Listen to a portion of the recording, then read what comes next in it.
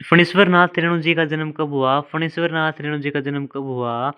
जन्म सन 1921 4 मार्च, यानी 4 मार्च सन 1921 आरोही हिंगना, जिला पूर्णिया, अब अररिया में। ठीक है। प्रमुख रचनाएं कौन सी हैं? मेला आंचल, प्रति प्रियकथा और दीर्घ तपा, जुलूस, कितने चौराहे, ये इनके क्या हैं? उपन्यास हैं। ठुमरी, अग्निखोर, आदिम आदिम रात्रि की महक, एक श्रावणी दोपहर की धूप, ये इनके क्या हैं? कहानी संग्रह हैं। ठीक है। शरणजल, धनजल, वन तुलसी की गद्य, और क्या है? श्रुति है, श्रुति पूर्व, ये क्या है? संस्मरण है। ठीक है। नेपाली क्रांति कथा, ये इनके क्या हैं? रिपोर्टाज। तथा रेणु रचनावली 5 खंडों में प्रकाशित है। इनका निधन कब हुआ? इनका निधन हुआ 11 अप्रैल, 11 मार्च नहीं करना है, 11 अप्रैल, 11 अप्रैल सन 1977, सन 1977 जन्म कब हुआ? तो आप क्वेश्चन पूछा जा सकता है, फणीश्वर नाथ रेणु जी का जन्म कब हुआ? 4 मार्च, 4 मार्च सन 1921, सन 1921। मृत्यु 11 अप्रैल सन 1977। ठीक है। पटना में। अगला क्वेश्चन है हमारा, पहलवान की ढोलक। पहलवान की ढोलक वे पहलवान की ढोलक कहानी कहानी के किस किस मोड़ पर लुट्टन के जीवन में क्या क्या परिवर्तन आए? तो पहला परिवर्तन आया बचपन में ही लुट्टन का अनाथ हो जाना, यह उसके जीवन का सबसे बड़ा परिवर्तन था। गांव के लोगों द्वारा उसकी सांस को तकलीफ देने से उसमें बदले की भावना का उत्पन्न होना और पहलवान बनना। गांव के अनेक नामी पहलवान जैसे चांद सिंह को पीछे पछाड़ कर अपना नाम कमाना और एक राज पहलवान बनना। अपनी पत्नी की मृत्यु का दुख और बेटों के पालन पोषण की जिम्मेदारी संभालना। 15 वर्ष के अंतराल के बाद राजा साहब का गुजर जाना और नए राजा के आने से उन्हें जाना गांव जाना पड़ा। यह भी उनके लिए बड़ी चुनौती थी, क्योंकि अब अपने ढोलक के द्वारा ही रोजी रोटी चलाते थे। महामारी की चपेट में उनके दोनों बेटों की मृत्यु हो जाना। अगला क्वेश्चन हमारा क्या है?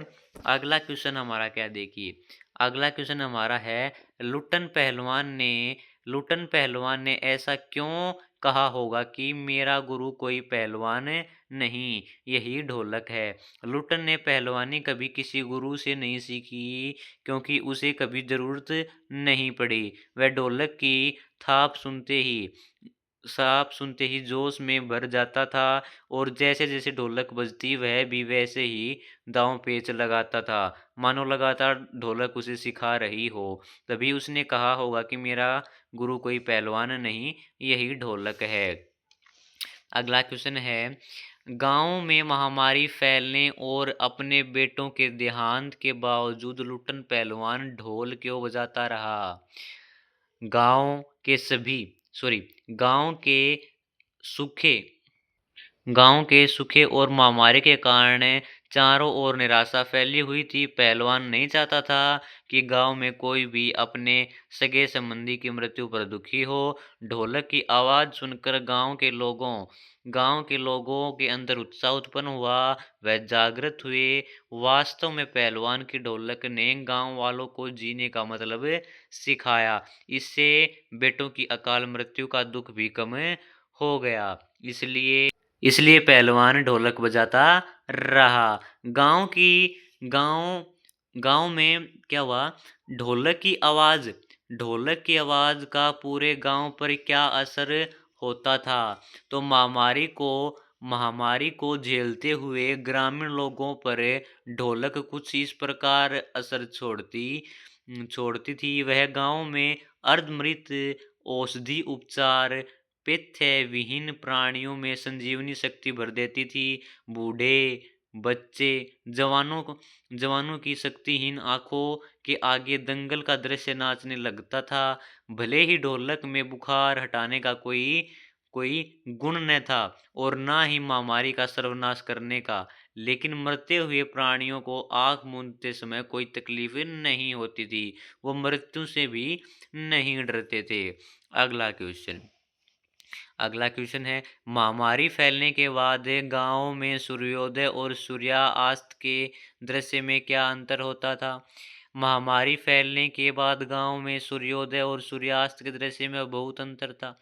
सूर्योदय के समय सभी सभी लाशों को जलाने के लिए जाते थे, अपने पड़ोसियों और आत्मियों को हिम्मत देते थे, किंतु सूर्यास्त के समय ही लोग अपनी-अपनी झोपड़ियों में घुस जाते थे। उसके बाद चूँकि आवाज़ भी नहीं आती थी, धीरे-धीरे उनकी बोलने की शक्ति भी जाती रहती थी।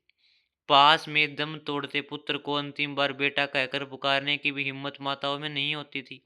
रात्रि में सिर्फ पहलवान की ढोलक ही महामारी को चुनौती देती थी। अगला क्वेश्चन अन्य महत्वपूर्ण क्वेश्चन है, शेर के बच्चे का वास्तविक नाम क्या था? चांद सिंह। चांद सिंह के गुरु का क्या नाम था? बादल सिंह। पहलवान की ढोलक अध्याय गद्य किस विधा में है? कहानी में है। चांद सिंह चांद सिंह किस राज्य का प्रसिद्ध पहलवान था? पंजाब का प्रसिद्ध पहलवान था। मेला आंचल का प्रकाशन कब हुआ? 1954 में मेला आंचल प्रकाशन हुआ। ठीक है।